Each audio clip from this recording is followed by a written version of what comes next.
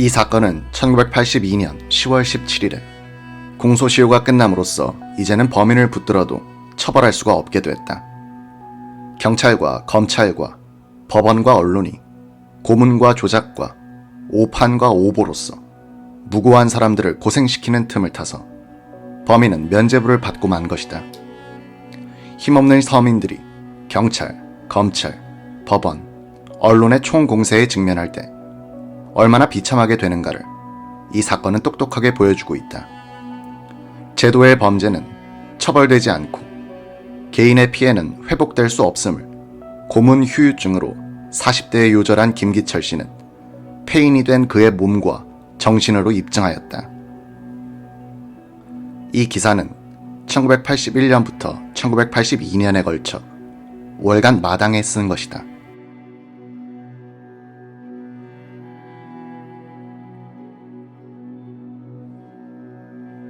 (9월 16일의 5회) 공판에서는 김기철 씨의 알리바이 문제가 주로 거론됐다.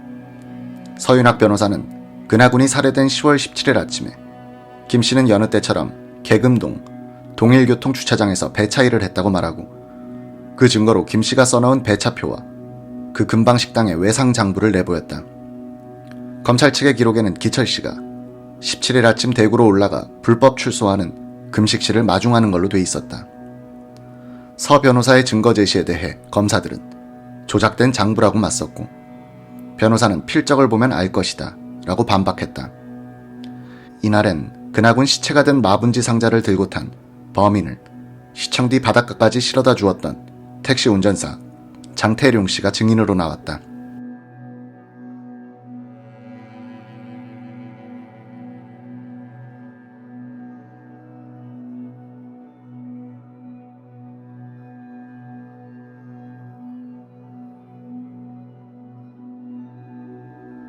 검찰은 군법회의에서 재판을 받고 있던 정대범 씨를 불러내 장 씨와 대질시켰다. 장 씨는 정 씨가 그때 그 범인임에 틀림없다고 말했다. 서 변호사의 반대 신문에서도 같은 대답을 하자 서윤학 씨는 화를 버럭 냈다. 야, 이 새끼야, 너의 말 한마디에 사람 목숨이 달려있다. 너는 전에도 범인과 비슷하다고 해서 여러 사람들을 골탕 먹이더니 오늘은 누구를 죽이려 하느냐. 성격이 느긋한 서 변호사도 이때만은 참을 수 없었던 것이다. 장 씨는 이미 근하 살해 사건 뒤 18일 동안 경찰에 끌려다니면서 전과자 사진 150여 장과 용의자 100여 명과 대면하는 바람에 한때 정신상태에 혼란을 겪기까지 했던 사람이었다. 그쯤 되면 진짜 범인이 나타나더라도 못 알아보기가 십상이다. 장 씨는 어찌된 영문인지 근 1년이 흐른 이날 법정에서는 정대범 씨가 범인임에 틀림없다고 우기는 것이었다. 이날 공판은 박태영 씨도 증인으로 나왔다.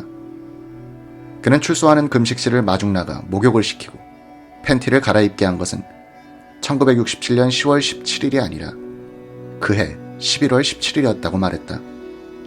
김금식 씨는 이 말에 화를 내더니 끝까지 거짓말을 한다면 나도 할 말이 있다고 박 씨를 타이르기도 했다. 1심 재판은 이제 김금식 씨의 불법 출소 여부를 가리는데 초점을 굳히고 있었다. 재판부는 10월 11일 대구교도소에서 현장 검증을 했다. 이 자리에서 변호인단은 몇 가지 날카로운 반론을 제기했다. 검찰 조서에 따르면 여광석 교도는 운동장에서 목욕 대기 중이던 김금식 씨를 불러내 교도소 바깥으로 빼돌린 것으로 돼 있었다. 서 변호사는 그렇다면 김 씨는 팬티만 입고 불법 출소했다는 말이 아닌가 라고 따졌다. 목욕 대기 중일 때는 죄수들은 겉옷을 벗게 돼 있음이 현장 검증에서 드러난 것이다. 이에 대해 김금식 씨는 지금까지의 진술을 고쳐 여 교도가 불러서 1사 14방에 다시 들어가 죄수복을 입고 나왔다고 말했다. 변호인단에선 또 교도관이 세간경에 사복 차림으로 근무를 할 수 없다는 점을 들어 검찰 조서에 나타난 김금식 씨의 진술을 반박했다. 정대범 씨도 변호인단의 공격을 받았다. 여 교도의 손에 있는 흉터까지 기억할 수 있는 정 씨의 기억력을 시험해보자고 변호인단에서 걸고 들어간 것이다. 변호사들은 먼저 정 씨에게 대구역에서 부엉이 집까지 찾아가 보라고 했다. 정 피고인은 머뭇거렸다. 그러면 달성공원에서 부엉이 집까지 찾아가 보라고 했다. 정 씨는 할 수 없이 찾아가는 신용을 했는데 엉뚱한 방향으로 길을 잡아 보는 이들을 실속해 했다. 검사들은 궁지에 몰리는 것 같았다. 그러나 이번에도 김금식 씨가 나서 그들을 곤경에서 건져주었다. 변호사들이 뭐라 하든 김 씨는 자신의 불법 출소 과정을 거침없이 재현해 보였다. 서 변호사가 꼬치꼬치 타지자 아무것도 모르면서 억보 소리 하지 마소 라고 대들기까지 했다.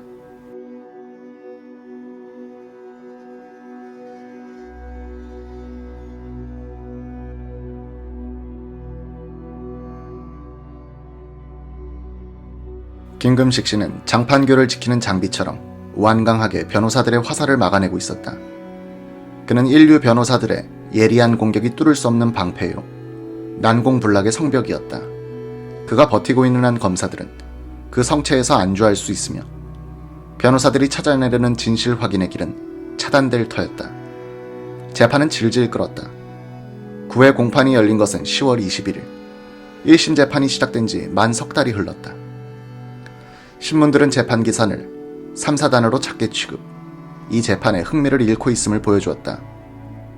기자들이나 독자들이 워낙 출소했다, 안 했다 라는 엇갈린 얘기를 많이 듣고 있었으므로 그나 사건이라면 알쏭달쏭이란 낱말이 연상작용으로 떠오를 지경이었다. 9회 공판에선 김금식 씨와 같은 감방에 있었던 백모 씨가 증인으로 나타났다. 그는 1967년 10월 17일 밤 김 씨와 함께 감방에서 잔 것을 똑똑히 기억한다고 증언, 불법 출소 주장을 부정했다. 이제 김금식 씨 혼자만을 빼놓고는 모든 사건 담당자나 관계자들이 김 씨의 불법 출소 주장을 부정하게 된 셈이다. 그러나 본인이 불법 출소했다는 데야. 더구나 그렇게 말하면 자신이 사형을 당할 것임을 알고도 그러는 데야. 제가 죽을 자백을 기꺼이 하는데 그 자백이 설마 거짓일 리가 있겠는가?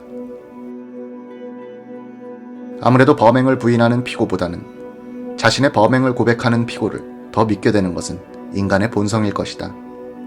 때문에 김 씨가 계속 자신의 불법 출소를 고백하는 한 아무리 반증이 많이 나타나도 결정적인 타격은 줄 수 없는 법이었다. 9회 공판에서 김 씨는 지나가는 말처럼 기자들에게 말했다. 다음 공판에서는 하고 싶은 말을 하겠소.